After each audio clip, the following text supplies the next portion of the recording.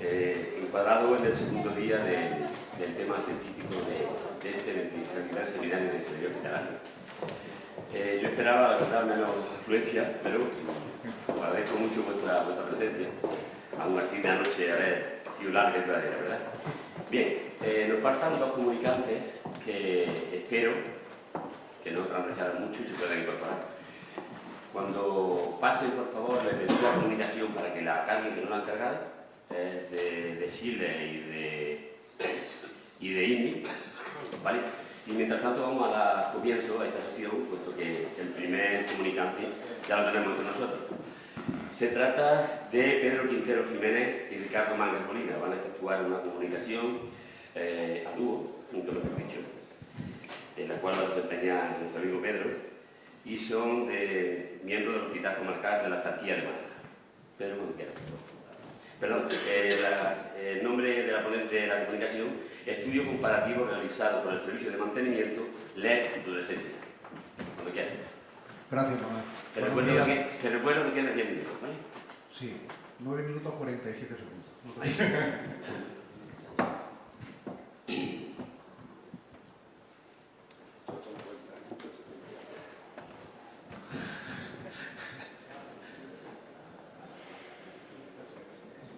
Gracias. Buenos días.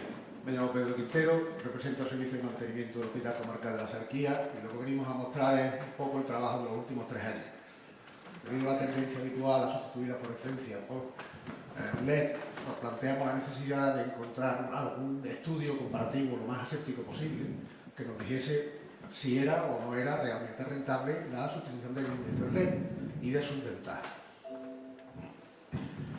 En principio lo que hicimos fue, primero, analizar qué tipo de pantalla la que queríamos probar.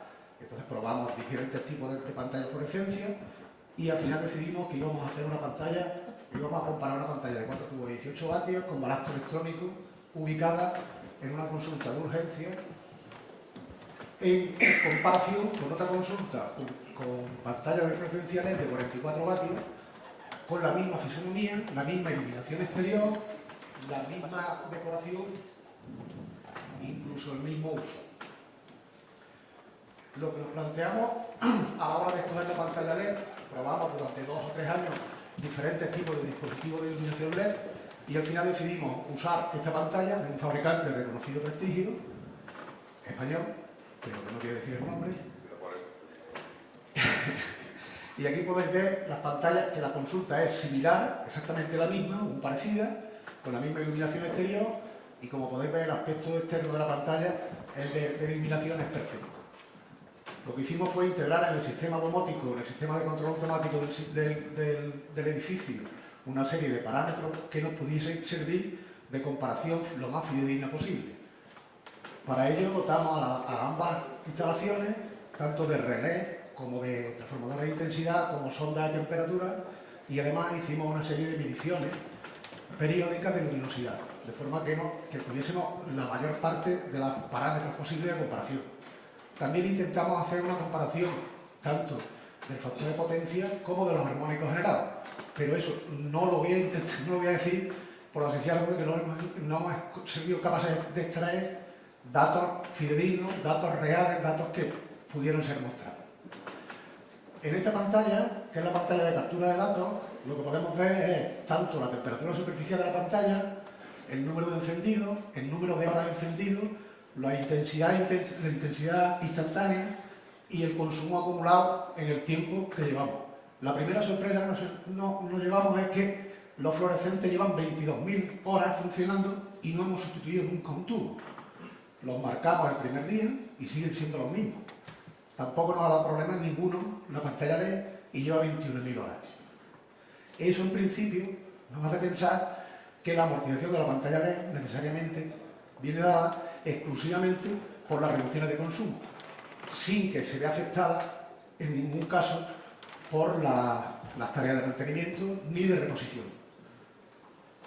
Una de las primeras ventajas que detectamos de las pantallas LED es que la temperatura superficial y por tanto su aporte térmico a la sala es 5 grados de media inferior a la de las pantallas fluorescencia. Esta medición la hacemos en continuo Y los picos inferiores que vemos son cuando la pantalla está apagada, que se equilibra con la temperatura ambiente de la sala. En esta diapositiva, que es cambio de temperatura, lo que estamos viendo es el mismo periodo, pero digamos que mucho más concreto, 24 horas. La intensidad también lo hacemos un seguimiento continuo, de tal forma de que, como podemos ver, la LED tiene un funcionamiento mucho más estable, incluso con variaciones de tensión, y la intensidad absorbida por las pantallas fluorescentes varía.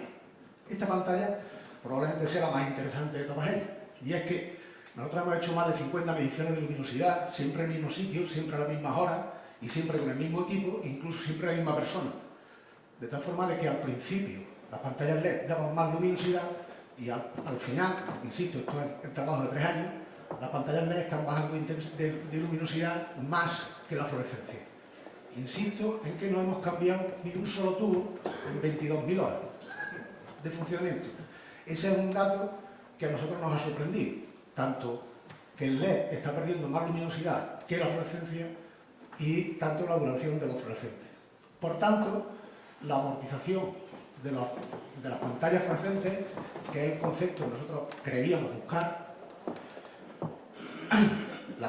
viene dada exclusivamente por las reducciones de consumo, que como vemos, la reducción del consumo de las pantallas fluorescentes es sensiblemente superior a las pantallas LED. ¿De cuánto? Pues aproximadamente de un 45,5% de reducción de consumo de las pantallas LED respecto a las pantallas fluorescentes. Insisto en que tanto la una como la otra son de fabricantes de reconocido prestigio. Uno es europeo y otro es español. ¿Vale? En los costes de adquisición, nosotros hemos puesto los costes que nos costaron a nosotros en aquella fecha, pero no obstante tampoco han variado tanto los costes finales, IVA incluido. El coste de una pantalla fluorescente es de 50 euros, el coste de una pantalla LED es de 130 euros. Luego ya empezamos a tener ahí alguna discrepancia. La amortización de las pantallas LED, por tanto, se va a producir a las 20.658 horas y el fabricante nos acredita o nos certifica por su documentación que la pantalla tiene una vida útil de 25.000. Luego la amortización, exclusivamente por reducción de consumo energético, se produce muy cerca del final de su vida útil. Y eso nos hace ya sospechar que algo puede estar sucediendo. Si bien es verdad que hay una serie de parámetros que también vamos a describir que benefician en algo, ¿no? Luego, al final de la vida útil, tanto de la pantalla fluorescente como de la pantalla LED, suceden ambas cosas. Cuando se agote la pantalla LED, tendremos que comprar una pantalla LED nueva que vale 130 euros. Cuando se agoten los tubos fluorescentes, que llevan 22.000 y todavía no se han agotado, con 10 euros tengo la pantalla renovada. Luego, tenemos ahí algún tipo de discrepancia, por así llamarlo. No queríamos ser nosotros el gato que trepaba el castillo de naipes, ni era nuestra intención al principio, ¿no? No queríamos nosotros encontrar este concepto, sino precisamente era otro. Pero bueno, es el que hemos encontrado. Los datos que os paso o que os presento son absolutamente reales, verídicos y son contrastables. Bien. A continuación, y merced a la colaboración con la Agencia Andaluza de la Energía, instalamos 200 pantallas LED, que lo que hicimos fue reubicar y reordenar la iluminación, teniendo en cuenta que lo que nosotros pretendíamos era obtener el máximo rendimiento energético y los mínimos costes de mantenimiento posibles. Luego no sustituimos una pantalla por una pantalla, sino lo que hicimos fue poner pantallas LED en aquellos sitios donde era necesario y por tanto desmontamos mucha más potencia lumínica que la potencia eléctrica instalada que la potencia que montamos. Hasta el extremo de que nosotros hemos montado un 31,17% de la potencia inicial. Pero insisto en que no se trata de la sustitución de una pantalla por una pantalla, sino que sustituimos pantallas como por ejemplo la que estamos viendo en esta diapositiva, el antes y el después, donde sustituimos pantallas de 1 por 58 vatios longitudinales en un pasillo por pantallas de 44 vatios de LED. En otros sitios hemos sustituido incluso sitios donde había 6 o 7 pantallas por simplemente 4 pantallas LED, porque la iluminación que nos daba era suficiente. Y con eso conseguimos unos resultados en el año 2014, esto empezamos a cambiar las pantallas LED en diciembre de 2013, a principios del 2014, en enero de 2014 ya estaban cambiados, y los resultados energéticos, según nuestros datos, extraídos de nuestros sistemas que nos permiten diferenciar por eso los consumos internos, lo que nosotros denominamos consumos internos, del consumo global del hospital, ha significado una reducción del 5,74%. Luego las pantallas LED nos han dado una rentabilidad bastante más que considerable, pero si nosotros calculamos, nos resulta que cada pantalla de esas 200 que merced a la Agencia de Luz y Energía hemos instalado, hemos ahorrado 47 euros. Las ventajas de las pantallas LED son ventajas cualitativas, ventajas de descarga de líneas, ventajas de reproducción de mecanismos, mejoras estéticas, mejoras de higiene, mejoras de sostenibilidad ambiental, porque no tienen contenido en mercurio ni en metales pesados. Y por tanto, nuestra conclusión es que la iluminación LED es rentable cualitativamente, pero la amortización es negativa según nuestros datos o los precios actuales. Perdón por el madrugón, la cheerleader viene después de los Antonio. Gracias, Pedro.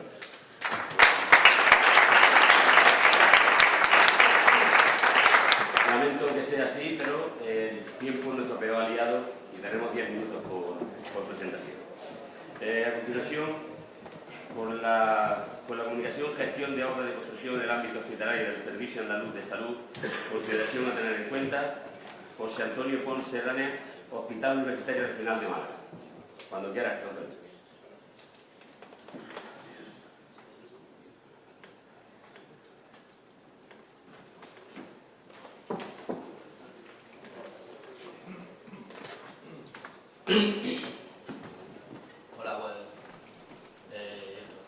Buenos días a todos. Mi nombre es José Antonio Ponce, yo vengo del Hospital Regional de Málaga y hemos presentado una comunicación, en este caso, que tiene un poco, se sale un poco de la tónica general del Congreso de la Energía y Hospital, pero bueno, nosotros vamos a hablar de obras y en ello lo que quería trasladar es la visión que tenemos desde una subdirección de infraestructura y obras de nuestro hospital, donde no solo tenemos que ejecutar obras, sino tenemos que equiparlas, acondicionarlas y sobre todo mantenerlas, ¿vale? Entonces nos planteamos un poquito la tesitura. Aplicamos la metodología clásica de investigación a los diferentes procesos de seguimiento de la obra, con lo cual seguiremos así, ¿no? Empezamos con unas consideraciones previas, hablaremos del concepto de obra. Yo he puesto ahí dos conceptos, uno el legal, que viene en el Real Decreto 1627, y el otro que es muy extendido, pero a mí me gusta. Dice, obra es lo referente al reacondicionamiento sistemático del área de instalaciones o equipos con el fin de mejorar en algún sentido sus características o prestaciones actuales. Las podemos clasificar por su naturaleza, dependiendo si son obras de mejora o obras de nueva planta, por proyectos o sin proyectos, dependiendo de la actuación previa a los organismos oficiales y por los medios ejecutivos. Luego, dentro del ámbito hospitalario, las clasificamos por infraestructura de tipo general, aquellas que vienen propuestas por la Dirección de Servicios Generales y Dirección de Gestión, por las que vienen marcadas por las necesidades asistenciales, las que vienen marcadas por emergencia y las que vienen adjudicadas por instituciones superiores al hospital, servicios centrales, etc. ¿Vale? Los objetivos. Pues el objetivo principal de este trabajo era un poquito intentar trasladar la problemática de la realización de obras dentro de un ámbito hospitalario, pero cuando se convive con la asistencia sanitaria, teniendo en cuenta toda la parafernalia y metodología que se debe de ejecutar, ¿no? También se pretende que las políticas corporativas de servicio andaluz, en este caso el Servicio Andaluz de Salud o cualquier otro servicio, se vean reflejadas en esa ejecución de la obra, ¿no? Y sobre todo mejorar la seguridad del paciente, la confortabilidad del paciente, usuario y trabajadores y adecuar el presupuesto a la coyuntura económica actual, ¿no? ¿Vale? Los objetivos específicos vendrán determinados por la aplicación de estos objetivos a una determinada obra, ¿no? Con ello, pues empezamos. Partimos de una necesidad que vendrá marcada por el origen, que será abarcar costes, conseguir nuevas prestaciones, etc. Entonces se realiza un estudio de necesidades que normalmente lo realiza la parte asistencial, donde exponen su visión, sus necesidades que tienen. Nos solicitan la realización de obras a través de un procedimiento específico que tenemos al respecto, y con ello se ejecuta un informe o se eleva un informe previo a la dirección de gestión, donde aprobará o no aprobará la obra. Si no la aprueba, ya hemos terminado. Si la aprueba, pues seguimos para adelante, ¿vale? Y realizamos lo que se denomina un anteproyecto. Un anteproyecto es una distribución general de cómo quedaría la obra con las necesidades marcadas por el servicio. En ese anteproyecto se intenta que sea lo más consensuado posible. Eso en la sanidad pública es complicado, pero bueno, se intenta, entonces se invita a que participen responsables del servicio, personas de servicios generales, trabajadores del servicio, personas de mantenimiento, etc. ¿Vale? Con ello construimos, una vez que tenemos el anteproyecto, construimos un proyecto técnico con su memoria, con su documento, tal, que es el que nos va a guiar a lo largo de la ejecución de la obra, ¿no? ¿Qué debemos considerar a la hora de hacer el proyecto? Bueno, lo que se nos ocurra. Yo he puesto aquí 5 cosas. Debemos utilizar elementos constructivos que habitualmente se utilicen en el hospital, siempre que estemos de acuerdo con ello. También se debe tener en cuenta los elementos de instalaciones existentes en el hospital, prever el conexionado de las instalaciones al centro y realizarlas sin que influya en el funcionamiento normal del centro, que se cumpla, por supuesto, la legislación vigente a rajatabla, y se intente también las políticas corporativas que se emanan de nuestros servicios centrales, ¿vale? Ya le he dado aquí.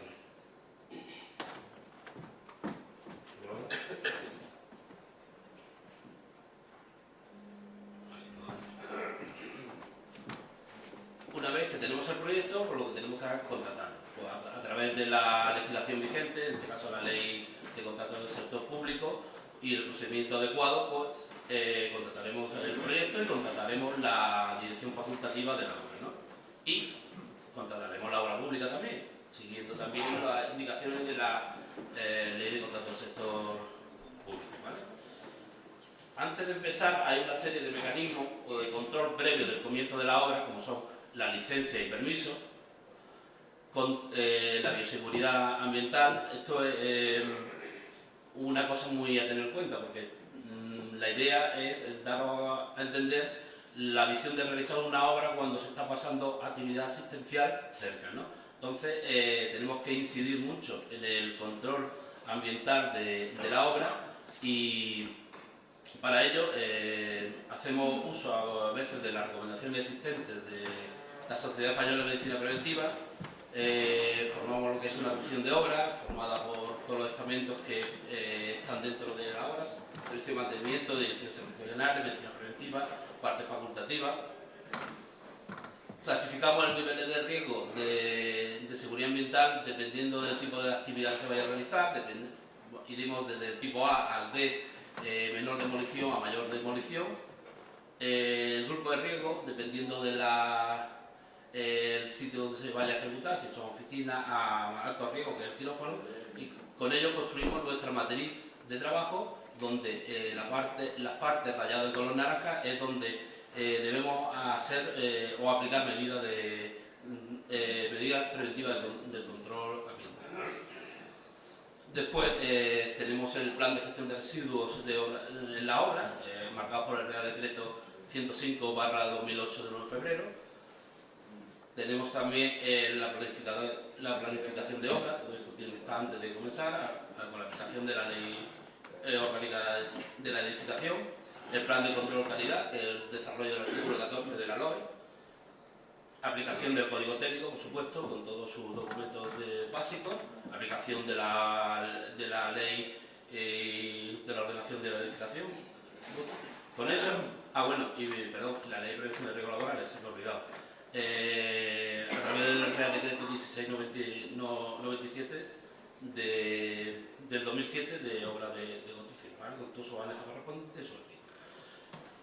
Con ello tenemos una fase previa, todavía no hemos empezado la obra, donde tenemos que comprobar que se han implantado las medidas de bioseguridad adecuadas, se han definido los circuitos de entrada y salida de material, personal, trabajadores, etc.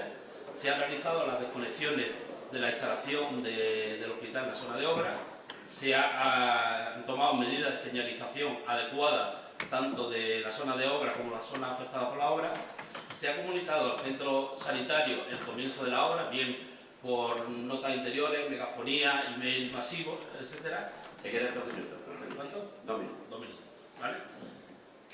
Vemos aquí algunos casos de implantación de obras, algunos casos de señalización, ejemplo de suministro de obra, firmamos el acta de inicio y comenzamos la obra, ¿vale?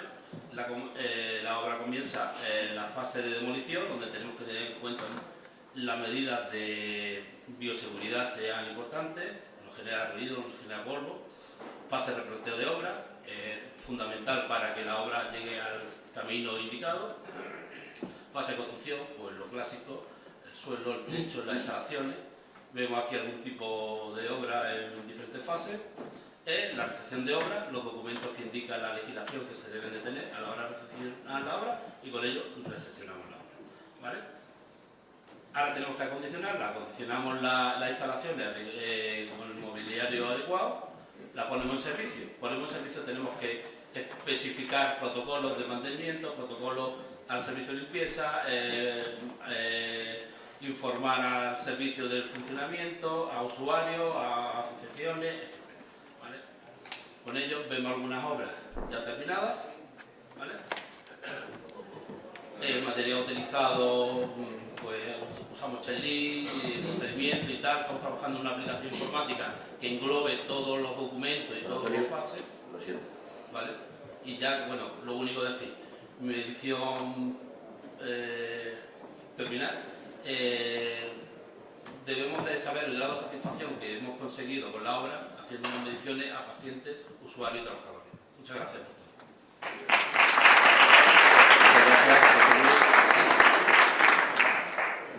Como veis, lo lamento mucho, pero tenemos que ir de esta manera. A continuación, hacia la gestión eficiente de los hospitales a través de un mantenimiento activo basado en la inmótica. Nos lo va a comentar Abelardo Gutiérrez, Carlos Díez y Alfredo García, de Prodigy Technology S.A. Cuando quieras. ¿Se oye?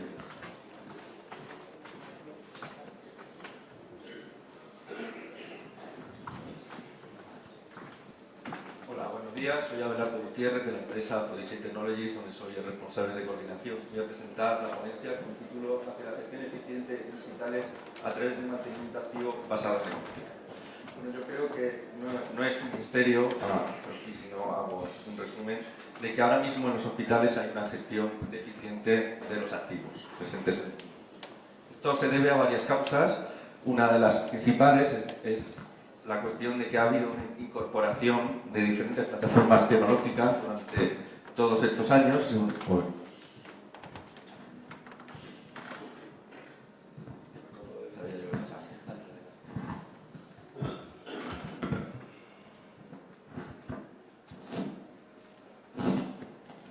Que recompensaré ahora, ¿eh? Vale, estaba al revés. Vale. Bueno, durante estos últimos 20 años ha habido una incorporación de plataformas tecnológicas sin ningún tipo de planificación, lo que ha hecho que al tener un funcionamiento aislado y en el cual ha habido una gestión particularizada por parte de los proveedores, el hospital nunca ha sabido, primero, si se ha llegado a cumplir las prestaciones especificadas al principio en la obra, prescritas, y por tanto el hospital, el mantenimiento, desconoce las prestaciones globales de su infraestructura. Además, se une que cada una de las plataformas tiene su software asociado y es bastante complejo. A pesar de que hay cursos de formación, se necesita personal muy especializado para hacer ampliaciones, para hacer cambios de configuración, e incluso se llega un poco al absurdo de que empresas proveedoras obligan a los hospitales a contratar ingenieros de su misma empresa para poder gestionar ese tipo de sistemas. Por tanto, esto hace muy difícil un plan de mantenimiento óptimo del hospital en el cual ya no solo se sepa lo que pasa, sino que se pueda introducir medidas de corrección para optimizar costes.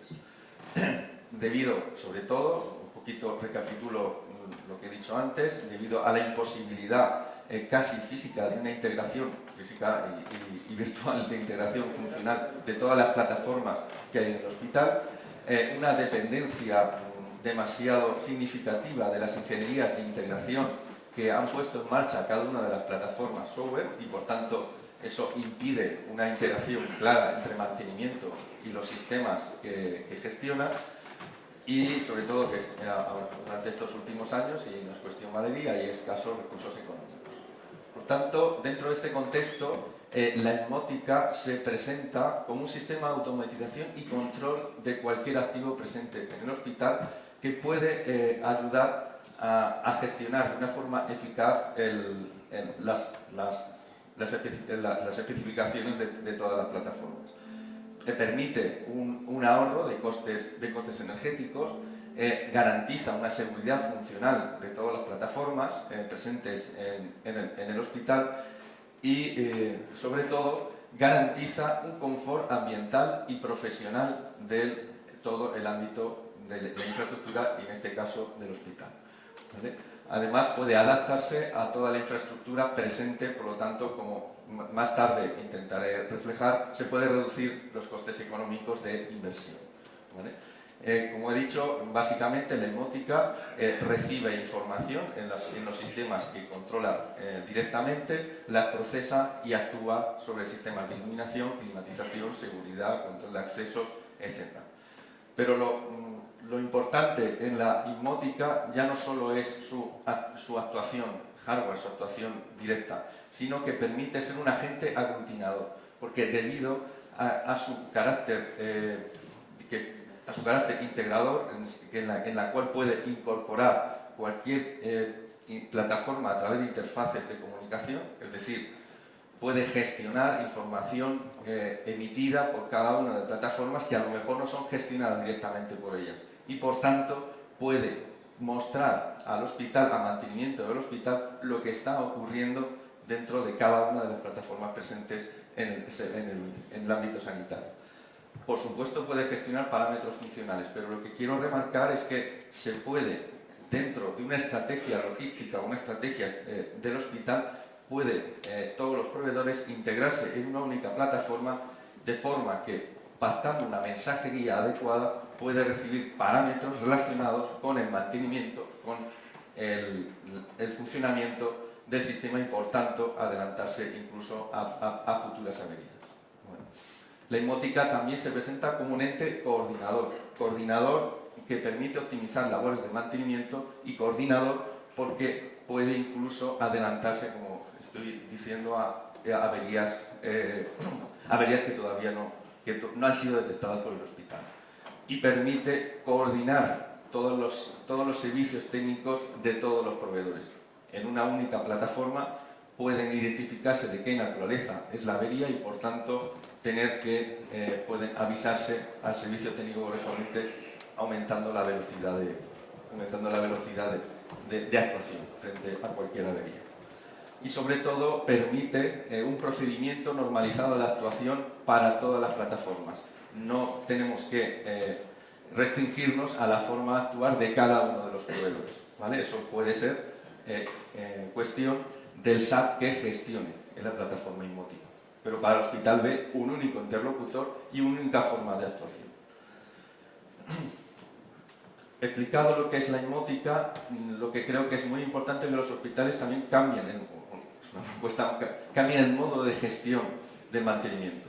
Lo que mostramos en esta diapositiva es que los máximos costes de un hospital tienen lugar durante toda la vida del equipamiento. Más del 50% del coste es del mantenimiento y de la operación hasta senescencia del equipamiento. La gestión del coste del ciclo de vida ya tiene un reglamento a través de la Unión Europea, el reglamento delegado V244/2012, donde se establece la metodología para implementación en cualquier infraestructura, en las cuales se garantiza preservar las prestaciones de cualquier infraestructura, entre ellos los hospitales, a partir de las especificaciones técnicas establecidas en el diseño del edificio. Pero esto incluye la posibilidad, ¿no? la obligación de tener un plan de mantenimiento planificado y adecuado que contemple sobre todo actuaciones preventivas en las cuales hayan incorporadas renovaciones periódicas del equipamiento y sobre todo actualizaciones funcionales, lo que hará aumentar la vida útil del equipamiento. En este contexto surge Prodisei Technologies. Nosotros somos una empresa de soluciones tecnológicas desde el punto de vista electrónica que nos hemos especializado en sistemas de gestión funcional de edificios. Desarrollamos interfaces de comunicación durante más de 10 años que nos permiten integrarnos con cualquier sistema que coexistan con nuestro sistema SEQUIA, que es el sistema emotivo que hemos desarrollado. Un minuto, gracias. Y tenemos SAT especializado en plataformas de gestión activa. Somos fabricantes del sistema SEQUIA, aprovechamos la infraestructura del hospital a través de la red Ethernet del mismo, a partir del cual podemos conectarnos a través de IP desde cualquier CPU al servidor y el cual podemos ver cualquier plataforma presente en el hospital y cuál es su funcionamiento y actuar sobre ellos. Tenemos un software adaptado al usuario, nosotros no cobramos licencia de software, la cuestión es que cada software se adapta a los equipamientos existentes, se gestiona si nosotros, por ejemplo, controlamos la iluminación, tenemos el software adecuado y si tenemos que integrarnos con otros sistemas, incorporamos interfaces de comunicación dentro de nuestro software de forma que el cliente pueda ver la situación de cualquier plataforma. Como conclusiones, creo que hace falta un cambio del modelo de gestión en los hospitales basado en el coste de ciclo de vida que permita la integración de todas las plataformas existentes en el hospital. La domótica, en este caso, garantiza optimizar o es una herramienta muy adecuada para reoptimizar los recursos energéticos, ya que puede formar parte de un plan de mantenimiento y optimiza sobre todo las revisiones preventivas, garantizando la funcionalidad de cualquier plataforma. El sistema SEQUIA de la empresa Prodisei Technologies aprovecha la infraestructura del hospital, permite una inversión económica competitiva debido a que no hace falta unos costes adicionales, ya que aprovechamos las plataformas existentes. Y por último, y sobre todo, es una herramienta a disposición del mantenimiento porque nuestro software no precisa de ingeniería y no precisa de personal especializado. Con unos cursos de formación que damos, cualquier personal de mantenimiento puede utilizar el sistema SEQUIA y, por tanto, dar apoyo a las tareas de mantenimiento del hospital. Muchas gracias. Muchas gracias, Abelardo. Desde la Subdirección de Ingeniería del Complejo Hospitalario Universitario de Canarias, Marco Antonio Herrera, Luis Rabasa y Nelson Suárez nos van a hablar del personal de ingeniería como materia prima para la eficiencia y el ahorro. Cuando quieras, Marco.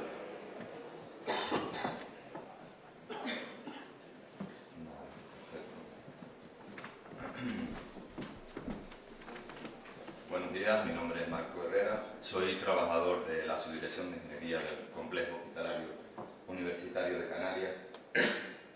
El complejo lo compone el Hospital General como centro de referencia, un hospital de tercer nivel, el área de salud mental, los centros de atención especializada de La Laguna, La Botava, el Puerto de la Cruz, el Hospital de Noque en Icos. Poseemos el sello europeo de excelencia Plus 200 en FQM y la certificación según normativa ISO 9001. El complejo da cobertura sanitaria a la población de la zona norte de la isla de Tenerife y es centro de referencia para la isla de La Palma. Cuando nos propusimos presentar un trabajo para este congreso que tiene como tema principal la energía, el ahorro, no queríamos realizar ningún trabajo de ningún elemento técnico o sistema, que como sabemos pues hay una gran variedad en el mercado, ¿no? Que de una manera u otra pues, nos ayudan a ahorrar, ¿no? Estos elementos técnicos en algunas ocasiones pues, tienen coste elevado de adquisición, de mantenimiento o incluso una renovación continuada que sin un control pues este teórico ahorro se disipa, ¿no? Desde la subdirección creemos que una manera eficaz de ahorrar, es apostar, y además que es perdurable en el tiempo, es de apostar por el personal de ingeniería. En este caso, ¿no?, por el factor humano. Esta presentación que aquí les traigo está basada en el área de caldera y gases medicinales del complejo, pero bien se podría aplicar a cualquier otra área de la subdirección. Este proyecto, ¿no?, de eficiencia, como queremos llamarlo más que de ahorro, está basado pues, en un buen servicio con calidad y con seguridad.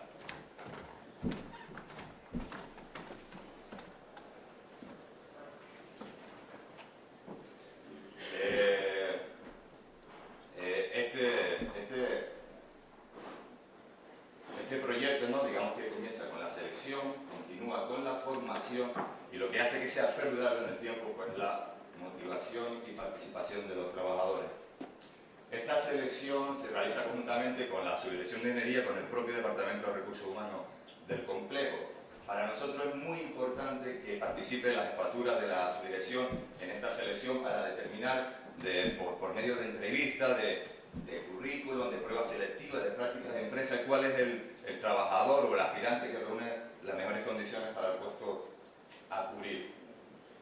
Fruto de esa selección, con el paso con el tiempo, pues nos ha dado este organigrama en el área de cartera. Un jefe de sección que lleva, aparte del área de cartera, pues lleva 2 áreas más de mantenimiento de la subdirección, un jefe de taller, que pues eso es la figura mía, la que estoy aquí, y luego podemos distinguir 2 grupos de trabajadores. Un grupo de 4 personas, que son 4 técnicos auxiliares, en turnos de mañana y tarde, de lunes a domingo, incluido festivo, y otro turno, otro bloque, no turno, sino otro bloque de trabajadores, un especialista, un auxiliar y un peón, en turnos de mañana, de lunes a viernes. Para nosotros la formación es uno de los caminos indispensables para llegar a la eficiencia, ¿no? Por eso cada año se programa una serie de cursos pues, a propuesta de la dirección del centro, a propuesta de la subdirección de ingeniería y a propuesta también de los propios trabajadores. Un ejemplo pues, de esos cursos, pues, conservación de instalaciones de vapor, de máquinas de estilización, de agua de saneamiento, de presión de aire, trazabilidad y además certificaciones y acreditaciones, tanto oficiales como por empresas, fabricantes o distribuidoras de su para sus equipos.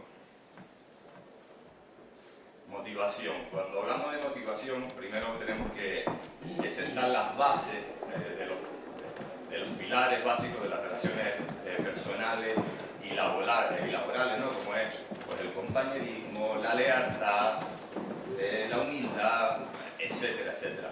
Una vez conseguido pues, este ambiente de trabajo, podemos decir que hemos conseguido lo más difícil y por lo tanto tendremos un personal muy activo ya no solo con las tareas diarias que se realizan en el complejo, sino incluso también fuera de él, como una participación a congresos, siempre pues, mostrando los trabajos que realiza el área de una manera muy activa. El año pasado con 3 trabajos en el Congreso de Pamplona y además como asistente, ¿no?, a congresos nacionales e internacionales. Y como no, también una muestra más del buen hacer, ¿no?, son los reportajes de prensa y televisión que se han hecho y un reconocimiento también, una motivación a los trabajadores que se han hecho del área de caldera e incluso de la propia subdirección de ingeniería a nivel autonómico.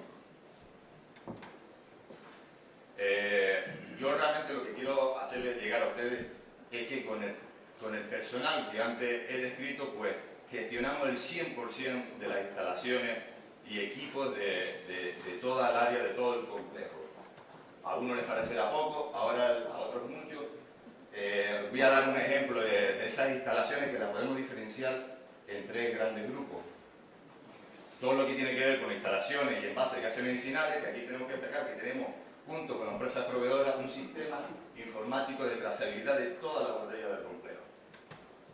Estas son las cifras globales. Todo lo que tiene que ver con la producción, inclusión de toda el agua de consumo humano, de agua de ósmosis o generación de vapor. Y otro grupo es el equipamiento técnico de la central de esterilización que también lleva el área. Lógicamente, este personal lo tenemos motivado, ¿no? Lo tenemos formado, pero hay que proveerlo de herramientas, no solo ya de las herramientas de campo que todos conocemos, sino también de herramientas ofimáticas, ¿no? Que es muy importante hoy en día. De estas herramientas tenemos que destacar una base de datos creada en Access, pero por los propios trabajadores. En ella, pues, se recoge diariamente los datos de los equipos y de las instalaciones, pues, para su posterior análisis. También tenemos otras aplicaciones de supervisión de agua caliente sanitaria, ambiental de óxido de etileno, depósito de combustible, instalaciones de gases medicinales. Y esta es una aplicación dispuesta, ¿no?, por el Servicio Canario de Salud para la gestión de avisos y órdenes de trabajo. En ella, pues, se deja registradas todas las actuaciones, tanto correctivas como preventivas. Hacemos la programación de los preventivos en ella. Esto es un ejemplo de las distintas posiciones de estos preventivos, ya sean diario, anual, semanal, mensual. ¿Qué conclusiones de eficiencia sacamos? 2 minutos, Martín. Porque cada vez más rentabilizamos al trabajador. Hemos invertido en ello, que realizamos más órdenes de trabajo preventiva en este caso. Cada año se programan y se realizan mucho más preventivos. También se asumen mucho más correctivos en comparación con empresas externas, lógicamente con el ahorro que ello conlleva. Y una cosa que para nosotros es muy importante de la subdirección, que venimos aplicando desde hace ya muchos años, son los contratos de colaboración técnica. En ellos hemos conseguido hasta un 38% de rebaja en esos contratos, ¿no?, en el presupuesto de esos contratos. Un ejemplo tenemos en el contrato de equipamiento de los equipos de esterilización, donde cada año, pues, ha ido bajando el importe de ese contrato a cuanto mayor ha sido la participación de los trabajadores del área. Y, como no, por último y no menos importante, es la calidad, un buen servicio. El área de calidad de gases medicinales está certificado por la norma ISO 9001 en todos sus procesos: mantenimiento preventivo, correctivo, instalaciones, equipamiento, y ya no solo la caldera, sino las demás áreas del complejo, que ahora mismo hay 33 áreas o servicios certificados, de los cuales 6 pertenecen a la subdirección de ingeniería. Y también algo, vamos, que es súper importante y lógicamente nos ayudan a ahorrar, porque dependemos cada vez menos de las empresas externas, es que somos automantenedores por los organismos oficiales de los distintos ministerios, con instalaciones de baja tensión, instalaciones contra incendios, sistema de videovigilancia, equipo de asistencia técnica por rayos y medicina y radioterapia nuclear.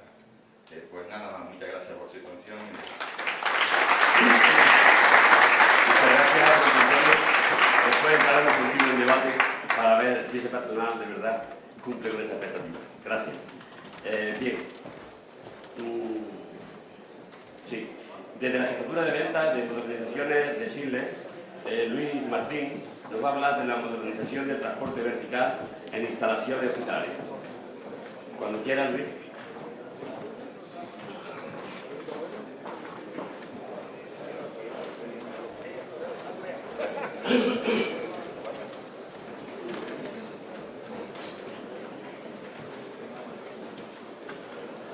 Buenos días a todos.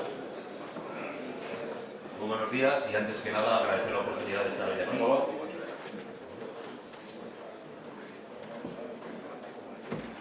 Mi ponencia, la ponencia de la empresa Schindler, trata de cómo se actualizan las instalaciones en el mundo del transporte vertical, ¿no?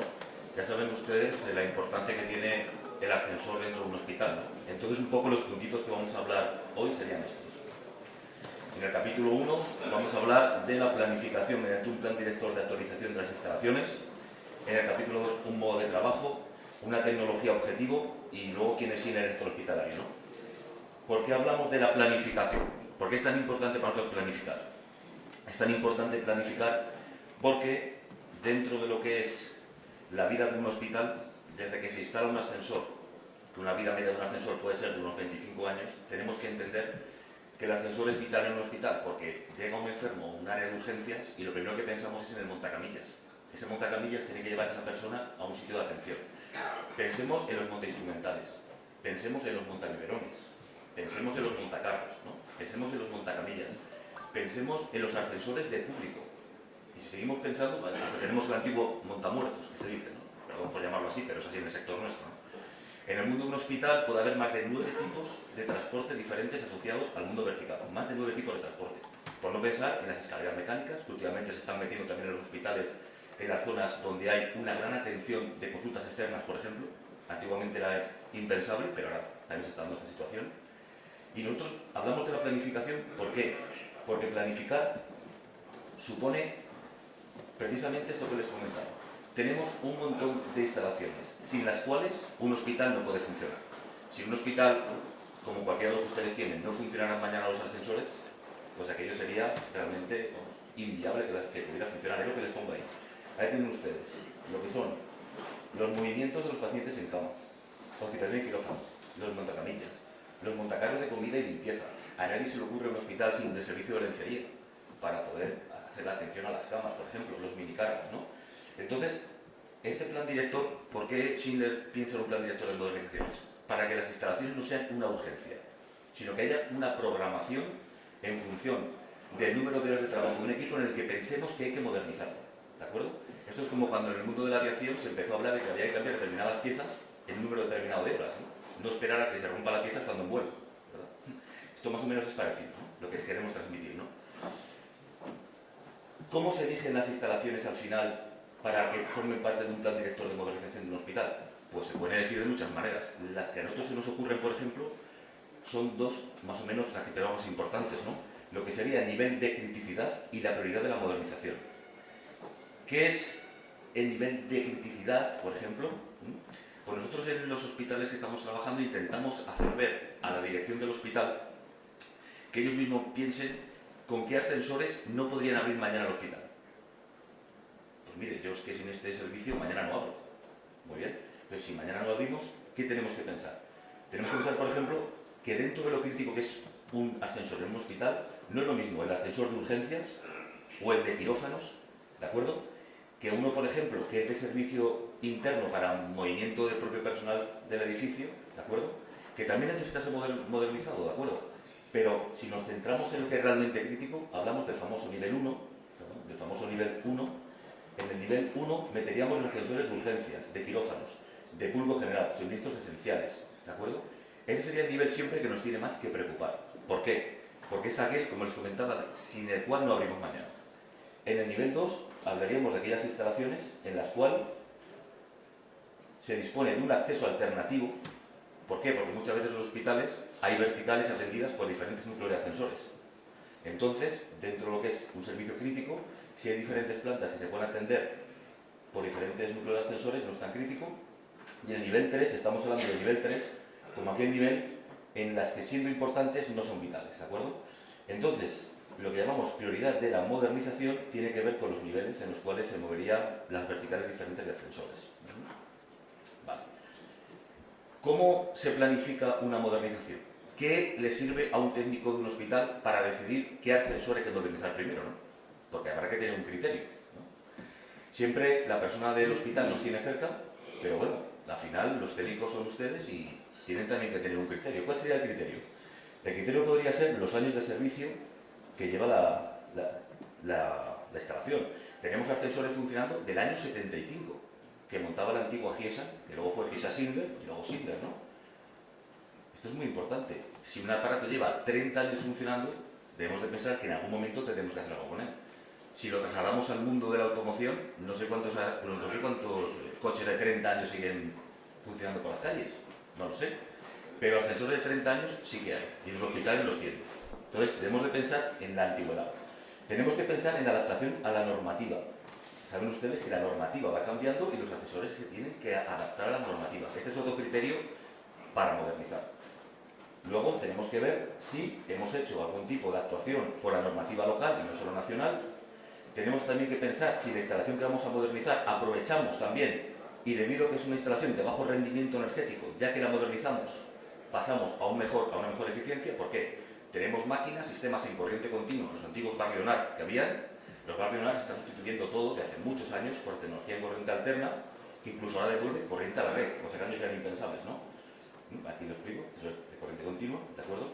Muy importante también para el tema de elegir qué aparato modernizar está el tema de las puertas de acceso. Ya saben ustedes que los hospitales, la mayor parte de los ascensores caen por los golpes de los montacamillas y los montacamas contra la puerta del ascensor, y ves realmente que lo más crítico no quitar es la puerta del ascensor. Lo demás funciona, pero si la puerta no abre ni cierra, el aparato no se mueve, ¿de acuerdo? Entonces, esto es un criterio también muy importante. Luego tenemos también sistemas hoy en día que evitan las máquinas de 3 apoyos con reductor, ¿de acuerdo? Ya se va a tecnología Dirles, ya se intenta evitar la caja reductora, y también es un criterio que tenemos que tener, ¿no? Vale. Este es un ejemplo de un hospital práctico donde al final al gestor de este hospital le planteamos dentro de la cartera de los 90, de los 60, de los 30 ascensores que tiene, cómo vemos nosotros el nivel de prioridad, y se lo trasladamos al gestor. Mira, en este tipo de ascensor tenías que hacer para tal año esta actuación, esta actuación, esta actuación. ¿Para qué? Para que no tengamos luego una instalación parada con el riesgo que conlleva. Una instalación parada en un hospital puede ser muy crítico, y las piezas de un ascensor de repuesto son más o menos fáciles de coger, pero modernizar un ascensor lleva más tiempo, ¿de acuerdo? Entonces, el hacer un plan de prioridad de modernización es muy importante. Aquí tendrían ustedes un ejemplo de lo que sería prioridad 1, prioridad 2, prioridad 3. ¿Ven? Por ejemplo, modernización prevista. En los equipos de prioridad 2, mira, oye, ¿por qué no le ponemos unas puertas nuevas, una decoración nueva porque la tenemos machacada, unos LEDs? No olvidemos que en un hospital las cabinas trabajan 24 horas al día, en los hospitales que son grandes, y esas cabinas siempre están iluminadas. ¿Por qué no poner un alumbrado LED en estas cabinas, si están 24 horas al día funcionando? ¿Por qué no poner un sistema de apagado automático en cabina? Son pequeñas modernizaciones que, aunque ustedes no lo piensen, pueden bajar el consumo casi en un 20%. ¿De acuerdo? Bien. Luego teníamos lo que sería el modo de trabajo, los cierres de seguridad. Siempre que hagamos un trabajo en un hospital debemos de pensar en los cierres de bioseguridad, ¿de acuerdo? Para evitar el polvo, el ruido. Estamos trabajando con gente que vive en el hospital. Pobrecitos, son pacientes, pero hay que pensar en ellos. Cuando pasamos a tecnología nueva, ¿qué pensamos? Lo que les decía antes. Maquinaria en corriente alterna, imanes permanentes, bajo consumo, siempre maniobras inteligentes, microprocesadores. Llegamos al ascensor, el ascensor está parado, la pantallita nos dice en el minuto cero qué le pasa. Cuanto antes sabemos qué le pasa, antes lo arreglamos. El tiempo de instalación parada en un hospital depende de la tecnología. Si la maniobra es nueva, sabemos enseguida qué le pasa al ascensor. ¿De acuerdo? Lo primero, los clientes que lamentablemente están enfermos. ¿De acuerdo? Un ejemplo, simplemente, para acabar. ¿Dónde estamos? Como empresa Schindler, supongo que nos conocen. Bueno, simplemente. Hospitales de más de 400 camas, 5 pisos de altura y mínimo 30. Ahí tiene una relación, incluso por el número de camas. Cuanto más camas hay, más ascensores hay. Más críticos son los ascensores dentro del edificio, ¿de acuerdo? Y más importante que piensen en modernizar a tiempo con un buen plan. No esperar a que exploten las cosas, sino dar un servicio de calidad a los usuarios, tanto visitas como enfermos, como quirófanos, como médicos, como instrumentales, ¿de acuerdo? Neonatos, etc. Y sin más, como ya se nos da el tiempo, una foto de dónde estamos, que estamos siempre a su disposición. En el hospital siempre hay una persona de Schindler, encantada de atenderles. Y bueno, agradecer estar hoy aquí, nos encanta el sector. Cualquier duda que tengan, estamos fuera los compañeros y yo, y a nivel nacional estoy yo, pero aquí mis compañeros localmente siempre están con ustedes en los hospitales, ¿de acuerdo? Muchas gracias, Luis.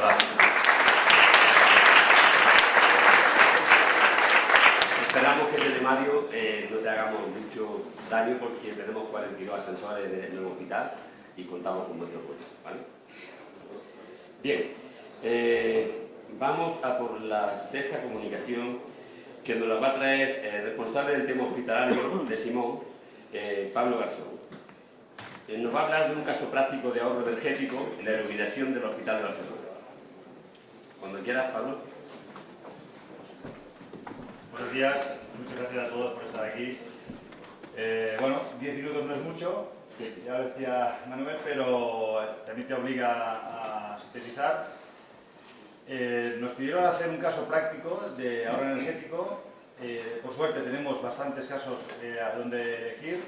Creo que hay algunas caras conocidas que también podemos elegir sus casos. Quizá este hospital, el Hospital de Barcelona, lo elegimos por la variedad de productos en los que tenemos instalados. Y bueno, brevemente vamos a intentar explicarlo cómo fue. Es un hospital que está en Barcelona, inaugurado en el año 89, pertenece a SECIAS, que es una empresa que ofrece a sus socios instalaciones asistenciales sanitarias de primer nivel mediante organización sin ánimo de lucro mercantil. Está en la avenida de Diagonal de Barcelona, tiene 300 camas de funcionamiento y atiende a unos 25.000 pacientes hospitalarios ambulatorios y 50.000 urgencias anuales.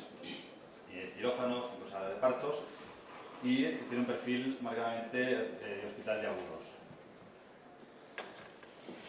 Estos son unos datos que me proporcionó el propio hospital, porque es importante tener en cuenta que era un hospital que ya tenía una gran vocación de ahorro. Entonces, desde el año 2005 hasta el año 2013, podemos ver las cifras que realmente habían conseguido una gran reducción de los kilovatios hora consumidos, tanto en general como los de gas como los eléctricos. Y también otro dato era un dato que bueno, es común ya en el sector, que varía ligeramente de un hospital a otro, que es el dato de que el 19% del consumo eléctrico es iluminación. También hay que poner el precio del kilovatio hora promedio, que también ha subido mucho en estos años. O sea, todos los esfuerzos en conseguir reducciones de kilovatios hora no se ven del todo compensados porque también sube la tarifa, ¿no? Pero si no hiciéramos nada, pues iríamos pagando cada vez más, ¿no? Entonces, el gran reto era este. Era un hospital que ya había hecho muchos esfuerzos en ahorro y ahora quería ahorrar todavía más. Ya había pasado a gastos electrónicos en el tema de iluminación y ahora quería pasar a tecnología LED. El objetivo del proyecto era claro, ahorro energético y mantener o mejorar incluso el confort visual para pacientes y personal del centro. Premisas, lo que comentaba, ¿no? Ya habían conseguido una gran reducción que se estimaba en torno a un 25% de ahorro en consumo. Y un tema que yo creo que es muy importante es el liderazgo. El liderazgo del proyecto está liderado por la Dirección de Infraestructuras y Mantenimiento y muy respaldado por gerencia. Esto es importante a la hora de decir, tenemos las cosas claras, queremos hacerlo en un plazo de tiempo corto, determinado. Estas son un poco las fases del proyecto. He traído después algunas fotografías, no de todas ellas, pero de la mayoría. Hospitalización, vestíbulo principal, urgencias, UCIs, cada una de ellas con sus requisitos muy diferenciados, ¿no? No tiene nada que ver un vestíbulo en el cual es una zona representativa, que es la primera imagen que la persona que entra al hospital recibe del hospital, a una área de urgencias, que es más funcional, o un área de quirófanos con sus características de estanqueidad y demás, ¿no? Entonces, ¿por qué Simón? Bueno, aquí sería el propio cliente el que podría decir más el detalle de por qué nos escogió. Es verdad que habían hecho alguna prueba con algún otro fabricante, pero bueno, pues finalmente se decidieron por nosotros. Somos una empresa creo que conocida por todos. Espero que también conocida no solo por el mecanismo, sino por el de iluminación LED. Llevamos ya 5 años en iluminación LED de interior. Tenemos una empresa que lleva ya 30 años con la iluminación de exterior. Y bueno, creo que también influyó bastante una visita que realizaron los responsables del hospital a nuestros laboratorios para verificar pues, todo el tema de, por ejemplo, compatibilidad electromagnética de los equipos, es decir, que no somos afectados por armónicos, ni afectamos tampoco armónicos a la red, el tema de pruebas de envejecimiento, de estanqueidad, como vemos aquí y demás, y también que todos los productos que nosotros tenemos nuestra propia sala de volumétro en la cual hacemos los cálculos lumínicos y los datos que presentamos son datos que están verificados por nosotros, certificados. Nosotros hacemos las luminarias a medida, digamos, según el tipo de aplicación que queremos. Elegimos una fuente de alimentación determinada distinta, un LED diferente, una óptica distinta y también acabados y demás pues distintos según la aplicación para que queremos fabricar la luminaria. Y creo que estos fueron los factores que también me hicieron decidir por este proyecto. Es un ejemplo de una de las curvas polares icónicas que damos como dato después de hacer las pruebas, ¿no? Entonces, empezamos con un poco cómo fue las distintas fases del proyecto. El vestíbulo principal del hospital es un vestíbulo bastante grande, ahí veis el acceso. En la primera fase se ve un rectángulo, es una zona que tiene una altura de 7 metros y lo que tenían también era en forma rectangular con también una línea en medio, pero de fluorescencia. Está a unos 4,5 metros de altura. Y luego toda una zona digamos, de pasillo al lado de la parte de zona de espera que llevaba a los ascensores del hospital. Toda esa parte también estaba con fluorescencia y se redujo bastante el número de luminarias también. Por supuesto, siempre antes de empezar con el proyecto, estudios lumínicos que te den no solo el nivel lumínico en ese momento, sino el nivel lumínico con el factor de mantenimiento, es decir, cuánto nivel lumínico tendré. En este caso, por ejemplo, era a cabo de 50.000 horas, entonces los datos tienen que cumplir normativa. Esta es una imagen. En este caso se optó por este sistema que es el Flip System, que es un sistema que tenemos para poner luminarias suspendidas, que puedes poner cualquier forma, que en este caso fue un rectángulo. Y el dato que fue muy significativo es que aquí no era un objetivo primordial el ahorro, porque era sobre todo un tema de imagen, el poder, por ejemplo, regular si había luz exterior, pero así todo el ahorro, como veis aquí abajo, fue del 73%, casi 74% de ahorro. Entonces, y además, esto es ahorro únicamente en consumo. Te ahorrabas todo el tema de mantenimiento, que es muy complicado a estas alturas de 4,5 metros.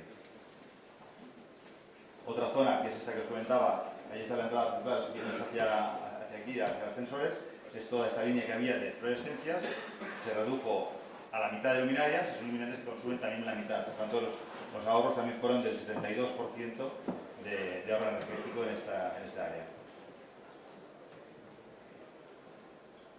Otra zona también más representativa era la zona de espera. Aquí también había unas dicroicas, se han cambiado por este modelo. También es un modelo que tiene un cierto diseño y es la zona de espera del hospital. También una zona antes de entrar en lo que son los comedores, la cafetería, pues también optaron por esta luminaria que bueno, tienen un diseño especial, no entrar en detalles, si alguien quiere más información, pues luego podemos aportársela. Y luego ya entramos en lo que es el hospital en sí, en todas las áreas de hospitalización. Aquí se optó por las luminarias ya, digamos, más funcionales. Estos son todos los puntos que podéis ver que se instalaron en el hospital. Hay que decir... ¿Cuánto? 2 minutos. Hay que decir que al final pusieron algo menos de unidades de las que nosotros proponíamos. Nosotros a veces cuando hacemos estudios, pues siempre nos curamos un poco de salud, ponemos unos medios un poco superiores, pero el cliente decidió poner menos unidades y fue un éxito. Estas luminarias que comentaba y está en todas las zonas del hospital. Aquí los ahorros son del 60%.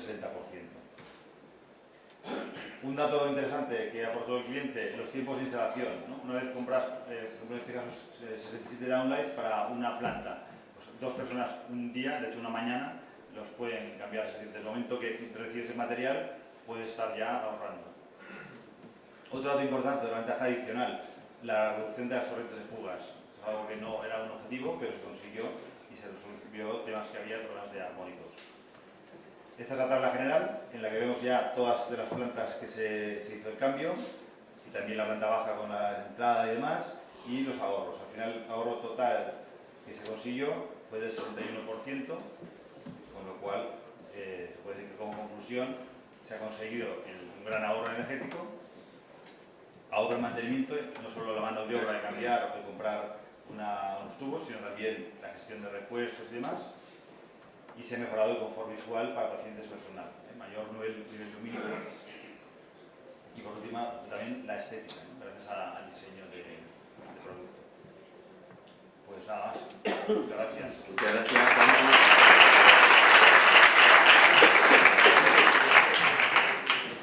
Bien, como penúltima comunicación de esta mesa, de la empresa INI, Jaime Santiago nos va a hablar de la eficiencia energética en la producción de ACS.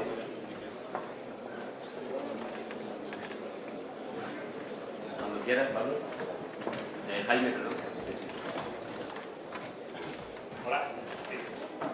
Bueno, muy buenos días a todos. En esta comunicación express voy a intentar transmitir lo que nosotros entendemos que pueden ser medidas de optimización del consumo de agua caliente sanitaria en un hospital. En un primer lugar vamos a pasar un repaso, ustedes seguramente lo conozcan, al dedillo de los requerimientos que hay de producción de agua caliente sanitaria. Luego vamos a hacer unas propuestas hidráulicas para la mejora de esta eficiencia. Veremos un pequeño caso práctico y finalmente pues daré las conclusiones de esta ponencia y además todo en 10 minutos. O sea que todo un reto. Como requisitos que hoy en día tenemos para la producción de agua caliente sanitaria, el primero y el que nos tiene a todos mucho más sensibilizados, bueno, pues es el Real Decreto 865, protección antilegionela, que esto nos lleva a unas medidas que no tienen nada que ver con la eficiencia, además que son completamente antieficientes, pero que priorizan lógicamente la seguridad de las personas. Entonces, bueno, pues tenemos que hacer una serie de tareas de mantenimiento, de revisión, de jugado de tuberías, de limpieza y desinfección de depósitos. Necesitamos mantener la acumulación a una temperatura para evitar que prolifere la bacteria, asegurar una temperatura de recirculación, y todo esto pues no es ni más ni menos que consumo tanto energético como consumo de agua, como consumo de mano de obra y de recursos. Si tomamos un esquema tradicional de producción de agua caliente sanitaria, pues vemos que normalmente siempre tenemos una parte de primario, una parte de secundario. Vemos todos, y ya algunos ponentes lo han plasmado aquí, como cada vez tenemos muchas más sistemas sistemas de control que nos permiten adaptar mucho la producción, o lo más posible la producción de calor con la demanda que tenemos, y esto pues nos permite bajar las temperaturas de los circuitos de calefacción en función de una demanda externa, para adecuar la producción, la generación con la demanda. Pero el problema que tenemos en las instalaciones colectivas de los hospitales es que siempre tenemos una demanda de agua caliente sanitaria. Y esta demanda de agua caliente sanitaria nos obliga siempre a tener un primario a alta temperatura, a 80 grados. Para alcanzar estos 70 grados de choque térmico o estos 60 grados de acumulación en el depósito. Hoy en día todos los fabricantes estamos hablando de calderas de condensación como el paradigma de la eficiencia, pero claro, a 80 grados de impulsión, pues difícilmente vamos a tener retornos que nos permitan condensar en las calderas. Y de hecho podemos tenerlos quizás en las temperaturas de calefacción con estos sistemas de control que nos permiten bajar la temperatura de impulsión, pero como luego lo vamos a mezclar con este agua que nos vuelve de los depósitos, pues vamos a penalizar en todo momento la condensación.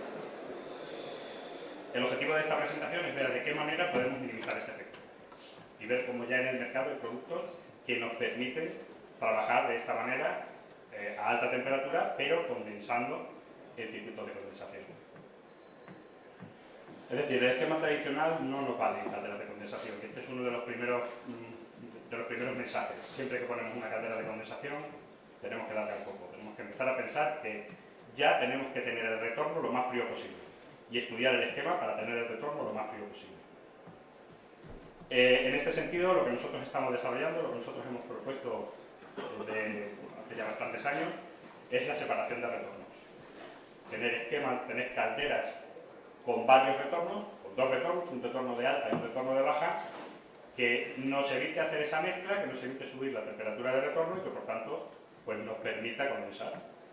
De esa manera pues tenemos un retorno de alta temperatura donde nos vuelve el agua de nuestro depósito de agua caliente sanitaria, pero por contra tenemos un retorno de baja temperatura que sí nos permite con estos sistemas de control, adaptando la curva de consumo a la producción de la caldera, sí nos permite condensar, tener temperaturas de rocío por debajo de estos 57 grados, temperaturas de retorno por debajo de estos 57 grados, que es la temperatura de rocío de los humos, y que nos permitan sacarle realmente el jugo a esta inversión que hemos hecho en una caldera de condensación. En este caso, condensaríamos en calefacción, incluso generando agua caliente sanitaria. Dentro de nuestro catálogo tenemos distintos productos como la gama Condensinos, Valmax o Barino, que tienen esta separación de retornos. Pero luego podemos dar un pasito más. Y un pasito más es separar completamente la parte de condensación. En la opción de 3 tomas habíamos visto que teníamos una impulsión y 2 retornos, pero lo que podemos hacer es tener 2 impulsiones, es decir, una parte que nos trabaja a alta temperatura y una impulsión de un retorno que nos trabaja a alta temperatura, una impulsión de un retorno que nos trabaje a baja temperatura. Entonces, bueno, nosotros tendríamos nuestra producción a alta temperatura para calefacción y para agua caliente sanitaria, y por otro lado un condensador que funcionara de una manera semejante a unos paneles solares y donde estaríamos metiendo directamente agua de red. La precalentamos y de ahí alimentamos a nuestros depósitos de consumo. Aquí ya sí estaríamos condensando incluso en verano, incluso cuando solo estamos generando agua caliente sanitaria. Y entonces aquí sí habría una verdadera diferencia en el rendimiento del equipo. Y aquí sí estaríamos sacando todo el jugo a la caldera de condensación. Dentro de esta línea tenemos la gama LRK y tenemos los recuperadores de humos, ambos de calidad sanitaria. Aquí podemos llegar hasta potencias de hasta 10 megavatios. Pero hoy ya hay productos diseñados específicamente para generar agua caliente sanitaria condensada. Y estos son los depósitos. Además, estaríamos hablando de reducir potencia y en las producciones semi-instantáneas, no acumulando tanto. El generador Sanigas es un generador que nos permite condensar y los acumuladores con gran potencia de intercambio nos permiten reducir esa acumulación que tenemos en la instalación y por tanto mejorar la eficiencia. Pero la reflexión principal, y sobre todo aquí tendríamos más en cuenta la parte de la seguridad, es que toda esta acumulación es un riesgo. En toda esta acumulación que tenemos en los hospitales es donde realmente prolifera la bacteria. Y entonces el espíritu debería ser minimizar esa acumulación para de esa manera minimizar el riesgo de proliferación de la bacteria. Y entonces aquí es donde nosotros proponemos cambiar esa acumulación de la parte de consumo a la parte de primario, de manera que tengamos un pulmón energético y que evitemos que la caldera arranque y pare constantemente, y generar producción instantánea para el consumo de agua caliente. De esta manera podremos generar directamente a 70 grados, hacer el tratamiento en continuo a la red de distribución o hacer choques térmicos periódicos, pero siempre haciendo que desaparezca completamente la acumulación. Y aquí realmente es donde sí aportamos un plus 2 minutos, Jaime. para la seguridad. En este campo nosotros proponemos la gama IGATER de Rubis y lógicamente duplicando los servicios para tener la garantía de suministro que requiere un servicio como el de un hospital. No tendríamos vaciados, no tendríamos tareas de mantenimiento, reduciríamos las pérdidas por mantenimiento de estos acumuladores, no tendríamos que hacer choques térmicos, es decir, ganaríamos tanto en mantenimiento, tanto en eficiencia como en seguridad. Como ejemplo de caso práctico, nosotros hemos traído aquí una reflexión, un cálculo para un hospital de 350 camas, donde el número de depósitos que nos saldría de un cálculo convencional sería 3 depósitos de 5.000 litros, lo cual nos llevaría a un espacio de 10 metros cuadrados, a un gasto de agua fría por tener que vaciar estos depósitos para hacer la limpieza, los choques térmicos, etcétera, de 225.000 litros, bueno, un coste energético de agua caliente sanitaria que nos llevaría prácticamente 37.000 euros al año. Si vamos a una producción instantánea, esos depósitos de consumo los pasamos a primario, por lo cual no hay que hacer choques térmicos. La acumulación es mucho más pequeña, de 10 metros cuadrados pasaríamos a requerir 1 metro cuadrado, y el espacio es muy importante. No tendríamos que vaciar ese depósito, puesto que ese depósito es primario, entonces no entra en contacto con los humanos. Definitivamente, pues tendríamos un consumo en agua caliente sanitaria, en cuanto a la energía se refiere, de 27.000 euros, lo que supone un ahorro económico del 35% al año. sumando a cada uno de los hospitales que ustedes manejan, se pueden hacer una idea de la capacidad de ahorro que tenemos. Lo siento, Jaime. Bueno, pues simplemente esto. Mejoras mediante la separación de retornos, mejoras de seguridad mediante producción instantánea. Estos son los dos mensajes que quería dar. Gracias a ustedes y al seminario por la oportunidad. Muchas gracias. ¿Quién no tiene una caldera ahí en su hospital? Creo que la mayoría o la tenemos o la hemos tenido. Gracias. Por último, desde el Complejo Hospitalario Universitario de Granada, Julia Torres del Río, Miguel Moreno y Diego Burgos nos van a hablar de la comparación de espesores de protección en instalaciones radiológicas hospitalarias. Cuando quieras, Julia. Hola, yo soy Julia y voy a presentar un estudio que hemos hecho en el Hospital San Cecilio de Granada sobre la comparación de los espesores de protección necesarios en diferentes instalaciones radiológicas. El propósito del blindaje estructural se basa en calcular el espesor necesario de cierto material para atenuar la radiación producida por un equipo de radiactivo para que fuera de la sala la dosis que haya esté dentro de los límites que dicta la protección radiológica. Este cálculo depende de varios factores, entre ellos el tipo de personas al que va dirigido, el material de blindaje o el equipo que queremos blindar. Respecto al tipo de personas al que va dirigido, existen dos posibilidades. Que el área que está fuera de la sala vaya a estar ocupada por trabajadores expuestos, entonces los límites de dosis nos dan unos límites de dosis de 0,1 milisievert por semana, o que haya público, que los límites son más restrictivos y nos dan unos límites semanales de 0,02 milisievert por semana. En cuanto a material de blindaje, existen muchos, por ejemplo el plomo, el acero, el hormigón o el hormigón varitado. Y respecto a equipos, nosotros hemos hecho unos cálculos para estos diferentes equipos. Un equipo convencional de rayos X, una tomografía computerizada, una tomografía de emisión de positrones, una gamma cámara, un acelerador lineal de electrones y una instalación de braquiterapia de alta tasa. Así pues, nuestro estudio va a tener todos estos ingredientes. Vamos a hacer cálculos para todos estos equipos con los 4 materiales que hemos dicho y para los 2 tipos de personas. Antes de ver los equipos que hemos tratado, vamos a ver un poco la filosofía del cálculo de blindajes. En primer lugar, hay que distinguir entre barrera primaria y barrera secundaria. La barrera primaria es aquella en la que el haz directo impacta sobre la barrera. En este caso, pues un equipo convencional de rayos X sería el suelo. Y las barreras secundarias son todas las demás, que impacta la radiación dispersa o la radiación de fuga. Bueno, no vamos a entrar en detalle, simplemente decir que hay que calcular los factores de atenuación, que será la relación entre los límites de dosis que queremos alcanzar y la dosis que habría fuera de las salas si no existiera blindaje. Estos son los factores de atenuación que vamos a calcular y serán conseguidos por diferentes espesores según el material que esté hecho el blindaje. Nuestro supuesto de cálculo va a ser una barrera situada a 5 metros del equipo radiactivo para los 4 blindajes y con las cargas usuales de trabajo, en las condiciones más restrictivas de cálculo. Para el equipo de convencional de rayos X, la barrera primaria ha sido calculada para la pared que está detrás del buque mural de tórax y la barrera secundaria considerando un haz disperso a 90 grados.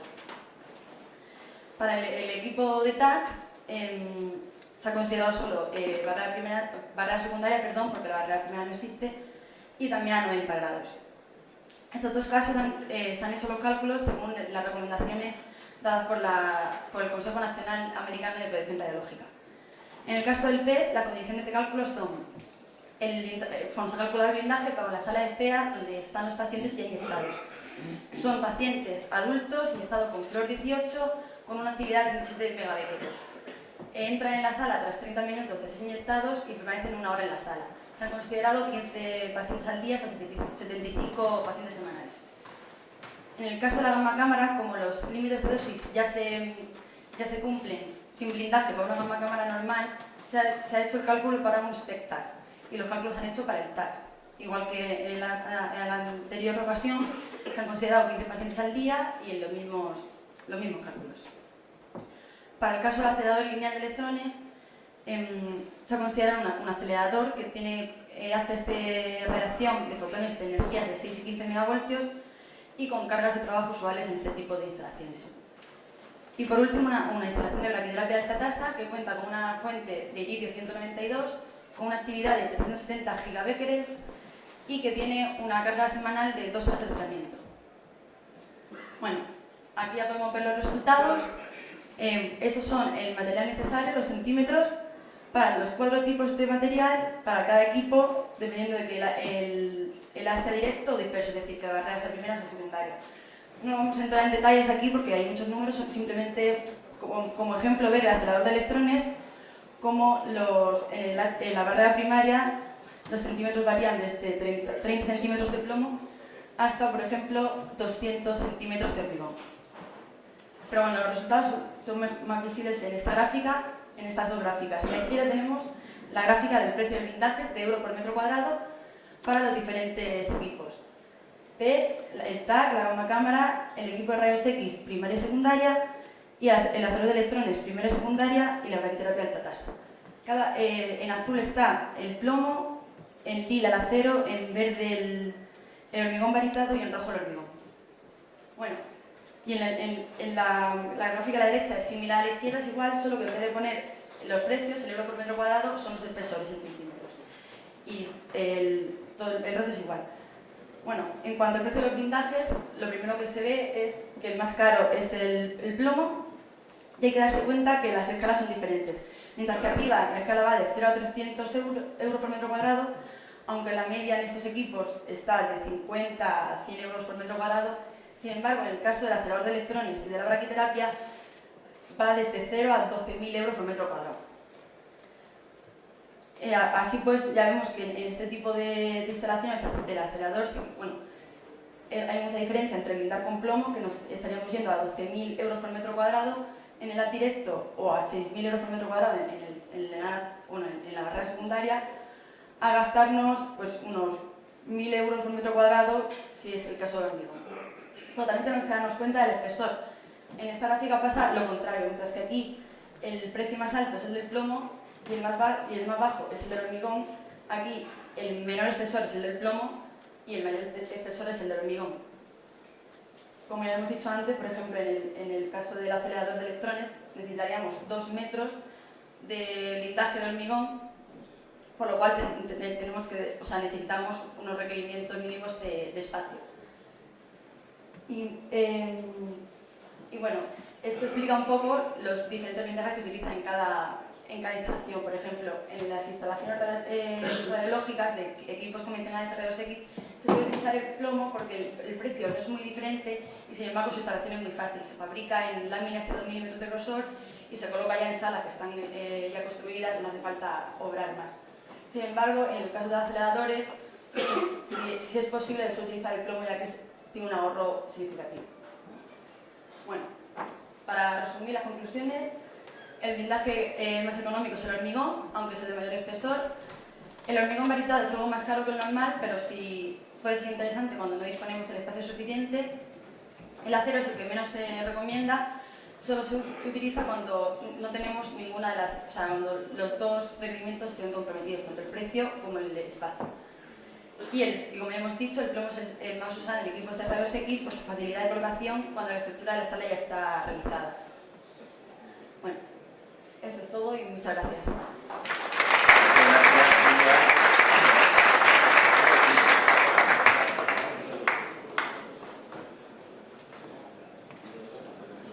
Bien, hemos terminado el turno de comunicantes y yo desde aquí, desde la mesa, pues me gustaría agradecerle a todos los participantes el buen hacer que han tenido y la riqueza con la cual lo han dedicado en sus publicaciones. Seguidamente, y también pidiéndole disculpas por el tiempo, pero como veis no se puede de otra manera, sí que me gustaría abrir un turno, un coloquio, donde, como he comentado, hay mucha riqueza en las posiciones, que se le pueden hacer preguntas a cualquiera de ellos, pero sí ruego que sean breves y escuetas, dado que tenemos 10 minutos solamente para todas las preguntas que tenemos. Así que, por favor, darle el turno. Bueno, pues mientras que se lo piensan, porque veo que la noche fue larga y nadie se lanza al ruedo, yo me gustaría a José Antonio preguntarle si en realidad a la hora de estudiar un proyecto de obra, se cuenta con el servicio de mantenimiento no solo en documentación, o se cuenta realmente con el servicio de mantenimiento. Me gusta que me haga esa pregunta. En nuestro hospital sí contamos con ello, porque había otras épocas que no se contaba con el servicio de mantenimiento y luego teníamos charcos. Entonces, yo he estado de jefe de mantenimiento y sabía que no contábamos conmigo, ¿vale?